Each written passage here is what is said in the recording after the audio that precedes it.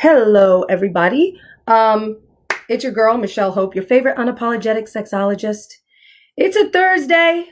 It's not a Tuesday, so maybe it's not just the tip, but I did want to hop on because earlier this week, I've had some things going with work and I wanted to share. I got a phone call from a friend of a friend who expressed that their child, they noticed pornography on their child's device, their cell phone. And the child is 6, and they wanted to know how to address that. And I felt like this would be a really great conversation to have with all of you, because maybe some of this could be helpful to you, as I'm going to kind of talk to you about the stages of development, sexual development in young people, especially prepubescent. So we're going to be talking about like 0 to about 8 or 9, and some tips and points of reference. I've got some books and some things for you to be able to kind of go through. My hair was looking crazy there. So where's everybody coming in from? I see people checking in. Hello, hello, hello. Welcome. You know me. So please, if you have questions, you can drop those in the comment section. I'm going to try to keep up. So sexuality and the stages of sexuality. A lot of people ask me, when should we begin sex education with young people? And I always respond with, before they can talk. Some people are like, what? Before they can talk? What? And I want to preface, sexuality is from the womb to the tomb, okay? It is not just the genital act. It encompasses so much. And I've talked about this before when it comes to the circles of sexuality. So it's psychosocial. So it's about the sociology, the psychology, the biology, spiritual variables that impact our interpersonal skills, right? And so when we think about this and we think about the development of a child holistically, we would not want to deprive them from words when they're first coming in to learning as toddlers, as children. Even when you're pregnant, your baby can start to learn your voice and start to even learn words. So talking while you're pregnant. All right. So all that being said, we want to start talking about sexuality from the time you're changing diapers. Penis, vulva, vagina, all very important words. You want to make sure the child knows their body parts and starts to develop body autonomy even before they can talk. I've been giving this advice for a very long time, and I always love to hear stories when mothers come back to me and say, you know what, Michelle, my son knows the word penis and uses it often and will point to the penis and will play with the penis. And the child was under 3. And I was like, that's a really great, healthy thing. It knows its body part. Your son knows his body part. And that will be so crucial in protecting your child from any kind of, mishaps, or being able to articulate if somebody has touched them inappropriately. It's always important to prepare children if something was like super bad, and you want them to be able to talk to you. So that's your penis. That's your vagina. Mommy has a penis, or mommy has a penis. Some mommies have penises. Whoa, hold on, Michelle. Let me stop myself. But penis, vagina, okay? Breasts, anus, very important. How do you do this? How do you start talking to children? Well, there is a lot of resources out there. Your Body is Awesome is a book that I have used in classes, in parenting classes. And again, this is all going to come to a funny story, because I did South African radio yesterday. Yeah, that was fun. We're going to talk about that later, but we're leading into that. So really teaching your young person about their body is super important. So I'm going to show you. And age appropriate is a big thing. So if the child is, I dropped the mouse. If the child is very, very young, they want to explore their body parts. 0 to 2, frequent exploring of body parts. That's like why I said that story. Frequent kind of touching, rubbing genitals, and they learn the behaviors between boys and girls. right? So we program them. It's all a social construct, right? They're watching us. So keep that in mind. The behavior and the relationships that you are displaying 0 to 2. A lot of people make assumptions that babies or young children, they're not going to remember this. They are going to these images of how you behave and what kind of gender norms you set forth or relationships you set forth at even 0 to 2, they're going to be aware of. So be advised. All right. So this book is for really young children, and it just kind of goes through all the different body parts, as you can see. Very, very easy to read. Bodies are fun, jumping, skipping, very neutral, not really. So as you go through the book, it will start to kind of differentiate some of these things. Oh, goodness, I'm dropping all kinds of books today. So that's like a younger thing, right? And then as you start, Robbie Harris is another amazing author. And she has a wide range of books, but let me keep going. So toddlers, 3, 4 years old, again, they're going to start crystallizing this idea of boys and girls. They understand kind of bigger ideas, but they don't get into minutia, right? They just can't comprehend smaller things. So they want to be even more exploratory with the body. If you are seeing them look at you in the shower, if you're seeing totally normal, because they're trying to figure out what parts, who has what. Definitely something you want to just kind of, again, normalize it, name it, and move on. Now, as we get to like 6 and 7, like 6 and 8, you're going to see a lot of potty talk. Farting will become very funny, right? And they'll be very gendered. Their friendships will be very, very gendered. And now there should be a decrease in this idea of self-pleasure or masturbation, okay? Very normal under about 4 and under. But after that, it should be a little bit more decreased because they kind of go out of a kind of sexual phase and into more of like establishing friendships, things of that nature. It's kind of a dead period. So this woman asked, what do I do? My 6-year-old has porn on her phone. And I said, well, first and foremost, parents, please, please, please, if you do allow your child to have a smartphone at a younger age, you have got to monitor that, especially now that we are home and we are having like more time on computers and electronics.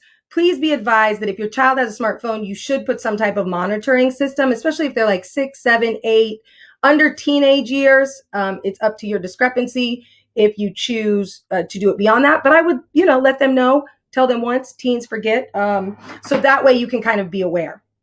So I say, first and foremost, you want to recognize that the exploration of pornography should not be seen as abnormal. Studies show us that in America, the first exposure is about 8 or 9. So apparently this person has a friend that's maybe 7 or 8. So it's right about that age of curiosity. Again, they might think it's gross, but we don't want them to get into watching this so young. So what I advised was, I said, well, you're going to have to address it. And I think you should first set up a time where you guys can go to lunch, go to a spa, make a home spa day, make a special lunch, a special breakfast, and explain that you found this, but you know that it's okay to have questions and that you're open to those questions. When you're thinking about this age of like 7, 8, 9 to about 13 is a really great time to build like rooted values in relationships, friendships, like family values around how we treat someone we like. If you can start having these conversations, then it becomes a lot easier into adolescence to have a bond in which your child will want to talk to you. And that's really what we want, because after 13, child, after 13, they're not really listening to you so much. They might be And if they are, great. But oftentimes they have all these other influences coming in. And a part of normal adolescent development is for them to start to think about how they want to be in the world. So what that means is it kind of just, they're trying to test the waters, right? So keep that in mind. So if you can establish early on that sex is an okay thing to talk about, it becomes a lot easier as they get older and their situations become more complex. Is anybody with me? Can I get some hearts or some claps if you're liking what I'm saying? Because that was a mouthful, and I feel like I just spat that on you. And I want to make sure I'm hitting the nose. I'd had some questions about how do parents teach sex ed in the home. There are a lot of resources. So I did want to kind of share those with you. As we continue to think about who was the first person, or where did you first learn about sex? That's a question I often present to parents. And I say, think about what that interaction was. Was it from school? Was it that terrible giving birth video that they showed you in 5th grade? I want you to think back to where you first got your information. And then if you have kids, think about how you would want to have them introduced. Was the experience of how you were introduced to sex a positive one? Was it a negative one? What would you have changed about it? And kind of, I want you to sit there for a moment and think about that. And then think about what do you want? This is the toughest part, I think, right? If you have children, what do you want them to have? And then you have to plan backwards, right? Because you set the values. So if you start these conversations early and you have them often, they become much easier to have. If anybody has any questions, by all means, hop on in. Let me know. I would love to engage. This is very difficult. I feel like I'm just chatting. I'm fine today. I'm giving a kind of lesson on how to have conversations with young people about sexuality, and kind of going over. So if any of you are parents, let me know. If you have nieces, if you have nephews, if you, are just interested or have any questions when it comes to this. Oh, somebody said my kids are grown. Sorry. If you want to share what that conversation was like, here's why I ask. So yesterday, I was asked to go on South African radio. And I said, of course, because when the motherland calls, you answer. And they were like, we want to talk about PORN. It's like porn. Okay, cool. Porn.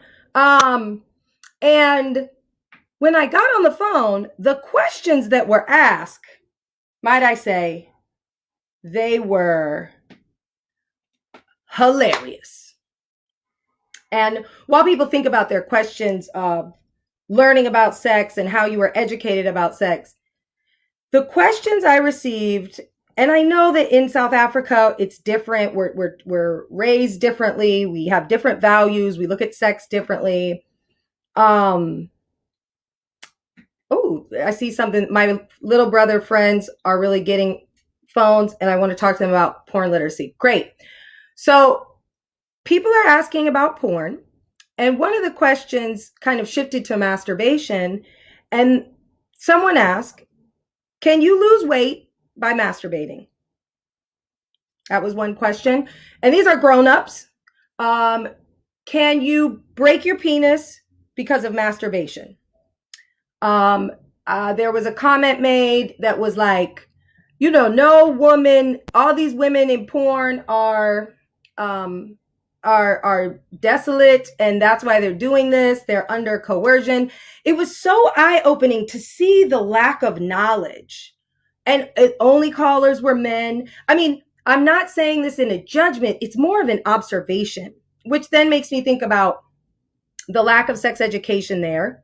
And the like misnomers around penises and vaginas and just incompatibility. It was very fascinating. So when we think about how we were educated, how does that impact how we move in relationships? And then what we teach younger people and how they move in relationships. So although we start with what is the best way and when do you get into the work, and then later on it's how do you help guide your child to healthier relationships, healthier outcomes, and everything's all mixed up. So somebody asked how I got into this work or why I wanted to do. Well, I think for me, I believe that there's an intersection between race and sexuality. I kind of grew up in a feminist home, and I was raised like activist, going to marches, fighting for gay rights and women's rights. And so I always was interested in this. And then I found out about Dr. Ruth, and I was like, I think I want to do that. And I was like 9. So that's how I got into this work. So, all right. So again, today we've been talking about how do you introduce to a child conversations about sex. So remember, early, often. So as soon before they can talk, penis, vagina, nobody can touch that. Okay. Then when you get to, I have notes, when you're at the toddler, 3 or 4, like I mentioned, very curious about gender, they're going to look at you. They're going to try to see you naked. They'll definitely be masturbating. You ever seen a girl stand over the fire hydrant in the park and you're like, what are you doing? Are you peeing? They're not peeing, probably. They're actually experiencing self-pleasure. So again, yesterday on the South African radio, I was like, we masturbate our whole lives. From the womb to the toe, we're touching ourselves. Some of the questions that you might get with toddlers, 3, 4, maybe even 5. Where do babies come from? And here we go. They don't come from storks, people. They come from mommies and daddies. I mentioned Robbie Harris has some really great books that can help explain where babies come from. 3 and 4 is the best time, if you've already taught them about vagina and penis, to start introducing that there has to be a sperm and there has to be an egg, and mommies have eggs and daddies have sperm. They have to meet, and then they can make a baby. Period, point blank. See how easy that was? It's not in mommy's stomach. It's in something called mommy's womb. Can you say womb? These are ways you can kind of teach children basically how sex works and pregnancy. Get them started on that knowledge early, people. So again, mommies have vaginas, daddies have penises, and vaginas and penises meet. Or if you want, you could say some people have vaginas, some people have penises, so we don't gender necessarily. A penis and a vagina and or a sperm and an egg have to meet. And depending on where you're at, or if you are pregnant, or if you're thinking about getting pregnant and you have a 3, 4, 5-year-old, don't be afraid to tell them about fertilization. Again, it's egg, sperm. They meet to make a baby. I have this great analogy I've been using for a long time. And this is how I taught middle schoolers about periods or about pregnancy. You have a uterus. And what does a hotel do? I'm going to ask you guys, and I'll see if you know this. What does a hotel do when you check out? What does a hotel do when you check out? Let's see who can answer that. Do, do, do, do, do, do, do, do. All right. So I don't know how much of a lag time this has. When you check out of a hotel, they clean up. Thank you, Caleb. They clean up. They take off the sheets. So I explained to young people, the uterus has sheets, and that is called the endometrial lining. Okay? That endometrial lining. And the ovaries, that's where all the eggs chill. That's where they hang out. They actually have to go through the fallopian tube. I call that the fallopian freeway. Boom! So they go through the fallopian freeway. They're driving down that fallopian freeway, and they make a pit stop at the uterine hotel in that uterus. Now, if the egg and the sperm don't meet in that fallopian freeway, if they do not meet on the fallopian freeway, because a lot of people think sperm fertilizes an egg in the uterus. Wrong. Actually, in the fallopian tubes. So if they don't meet there, right? And the egg just goes there and the egg is solo, the egg will check out, boom. And the hotel says, well, we got to change these sheets. And then that endometrial lining starts to shed. And that is a menstrual cycle, or that is your actual menstruation. Now, if the egg is running down that fallopian freeway and meets with the sperm, and it does implant, or it does become a zygote, it's going to go to the fallopian, down the fallopian freeway to that uterine hotel. And it's going to implant in those sheets, that endometrial lining. Kids are like, what? And I know maybe you're confused, but kids, young people, it makes it very simple. And then that's where the baby grows, is in the womb. So that is how I teach that. And then as we get older and we start to talk about birth control, I then use that same example to remind them what they were taught. So I think when you talk about any kind of sexuality stuff, I always encourage being inclusive. Okay. And that is like understanding gender and how gender is a social construct used to oppress people, often women, and really often women of color. So we want to teach our children to be social agents of change, even as little babies. We want righteous babies. So yes. All right. So this is another book that kind of takes on gender and kind of helps to degender roles or actions or kind of like behaviors that people might identify as boyish or girlish. Really easy to read, great bedtime story. And it just kind of goes in to like girls who like to, I love bugs and crawly things, beetles and centipedes, creatures with wings, T-Rex and paradont and all the dinos, lions, giraffes, tigers, and rhinos. But all the girls' clothes have the same two designs, just endless kittens, flowers on vines. Where are my hot pink jungle cats, my lavender raptors, and glittery bats? So it's really about like saying that girls can like boy things and nothing is gendered. Really great book. So there is that. So I'm hoping, I've been going now about 20 minutes. If you're liking this, let me get some hearts, I guess. Hearty. Let me know I'm doing okay. I just wanted to share, again, we're talking about how do you teach young people about sexuality, especially while you're homeschooling, right? Homeschooling. Don't forget sex ed. We started this month with my lives that were Masturbation May. That was now being pushed to be sex ed for all May because everybody deserves that. Oh, man. All right. The last book I'm going to share with you, and kind of when we think about gender and gender equity, and, being a good human and accepting all and loving all because love wins, and making sure we include our LGBTQ brothers and sisters. This is another really great book. It is a bit controversial. It's pretty fast paced.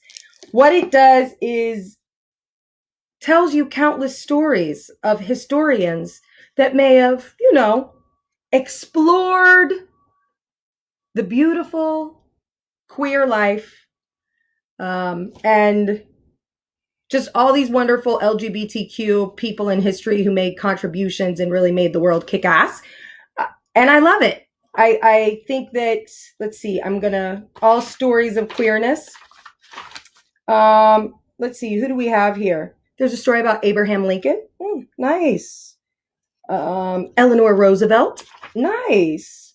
Harvey Milk, Sylvia Riviera, George Takei. And it's just like a bunch of wonderful stories. Bayard Rustin, like, come on. So another really good book. It is a bit thicker. This is a little bit more like probably late middle school, depending on the reading age. I'll to you. It definitely is a book of books, but I really think it's a great read. And then I feel like I had one other. Oh, I do. Yes, also for teens, my book, Teenage Girls or People Who Identify as Girls. The Girl's Guide to Sex Ed. I wrote this in, I want to say 2000, I think it came out 2018. So this book is dedicated to young women 10 to 14, maybe 15. I have had adults purchase it. They really liked it. And what this book is it's kind of like a hello, puberty. Hello, puberty. I guess that's the best way. And it is for young women. I have gotten some requests to write one for young men. I have been thinking about how to approach that. Really interesting thing. Most of these questions in this book are actually from students I've worked with all across the country. So this is broken into 5 parts, and I just simply answer questions to these young people's questions. Just answer them. Really simple, 250 words. This is not giving them all the things, because guess what? I want you to give them the things. That's right. In the foreword, it does ask parents to read the book first, to recognize that this book is designed to give young people language and words that will allow them to come and talk to their trusted, knowledgeable adult. Yes, yes. It's a good book. So it goes through, like I said, self-esteem in the beginning. So getting to know yourself, what's going on with my body. We talk about cellulite, like, hello, welcome to womanhood. Girl stuff, so periods, healthy relationships. And then the very last chapter is sex, right? Because I think it's a progression, a lead up. That's why I say, parents, please read this first so you know what's happening. This would be great for a 13-year-old.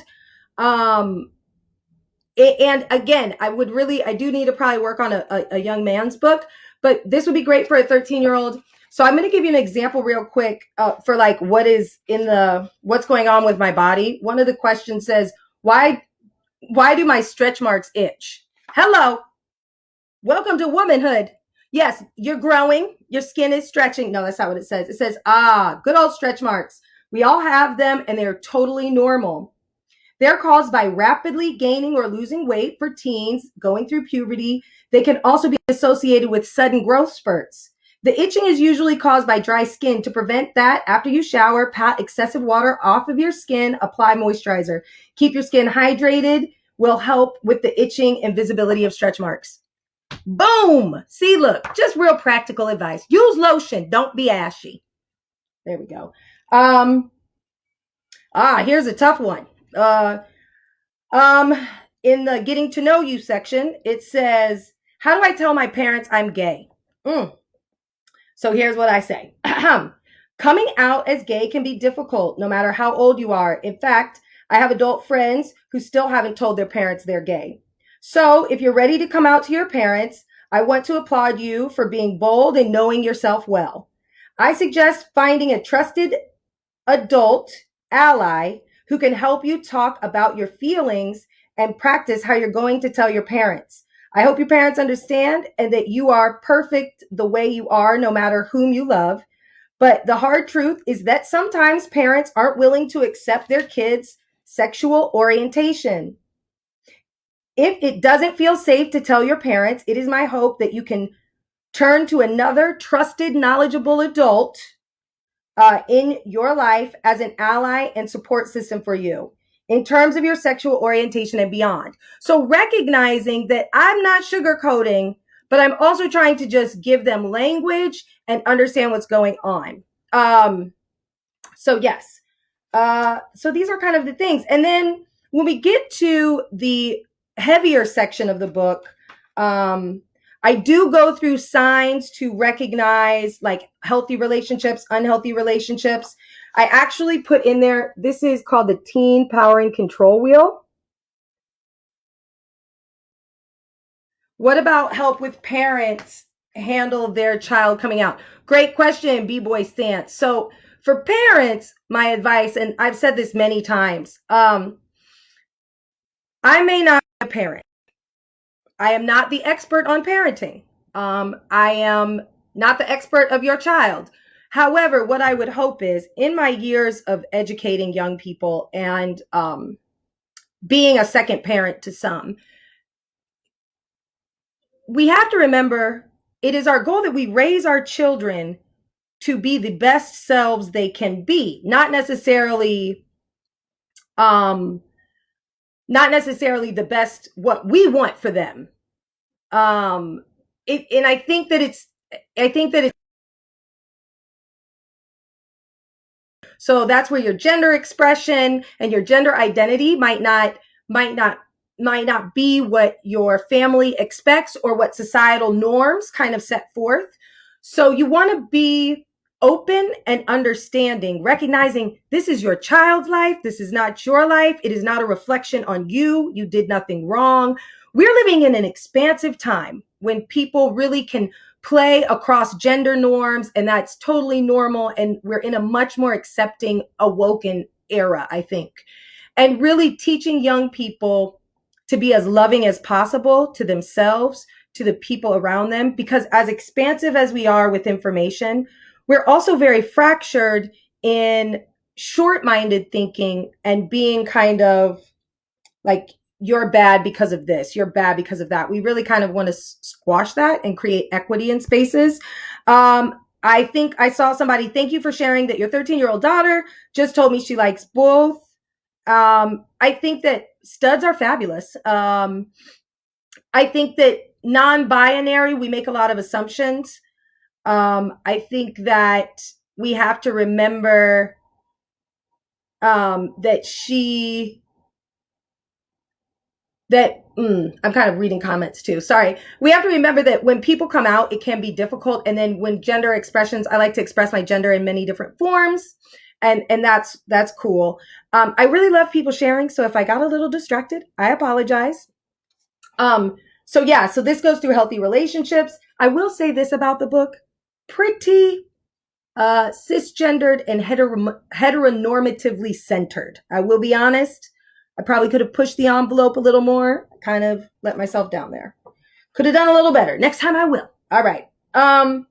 So in the sex section, there is this. Is girl on girl sex safer than boy on girl sex?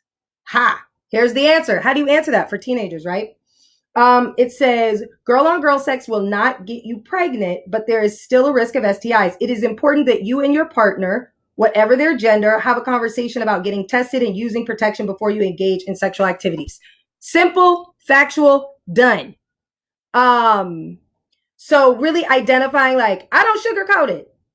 Because really, I would like to say, well, girl on girl sex can be safer, but we're not doing that. They don't need all that information. They need to know there is still a risk, period, point blank. All right. How do gay people have sex? I go into it all. And I said, there is no gay sex. I say, there is no gay way to have sex because the term sex does not hold the same meaning for all people. In addition, sexual activity is individual to each person or partner you encounter. Gay people can and do have sex in all the ways straight people do. Kissing, touching, vaginal, anal, oral, sometimes with toys. So yes, basically some people would say it's a bit racy, but that is my book. Does anyone have any questions, comments? Just wanted to, give you an opportunity to, I'm studying to become a sex therapist, but it's hard to get in because it's not enough schools that specialize. How did you start? So I studied human development. Well, I studied marriage family therapy, then shifted to human development. Great question. Social work is great. I know people who have education backgrounds, sexuality, all those things are learned behavior. If you want to do, I don't know, what do you want to do? Like, I worked in, like, volunteered at, like, testing facilities. Yeah, I've been in it a while. Any resources for young men would be the Boy's Body Book, which is it's approved by the CDC. That's a really, I think there's like, it's like second or third edition. It's green on the front. It's an incredible book. If you want my book, that you can, if you want an autographed copy, you can DM me and I can send instructions. If you want just an Amazon copy, you can go to Amazon. Boom, boom, boom. All right. This book is targeted for like pubescent teens. You're looking at like 10 to maybe 15. Depends on where you're at. We do know that there are some youth that are a little bit more developed at younger ages than others. So that is that. Yes. Tomorrow, I want to let you guys know I will be going in live at 12:30 again. Tomorrow I won't have any tech issues like I did today with Zeliman, activist from New Jersey, Patterson. He's an amazing man. We're going to be talking about mental health and social media. So I'm going to put that in. Let's see. What does that say? Can we talk about female erection? I didn't know females had one. It's the clitoris. It fills with blood, just like the penis. That's what the erection. Yeah, it swells. The whole labia swells with blood, similarly to men. I can do that one day though. So tomorrow, 12:30, join me back here. We're going to have a conversation again, mental health, and all this crazy time, but in a very positive way. So thank you so much. Until next time, I'm your favorite unapologetic sexologist, Michelle.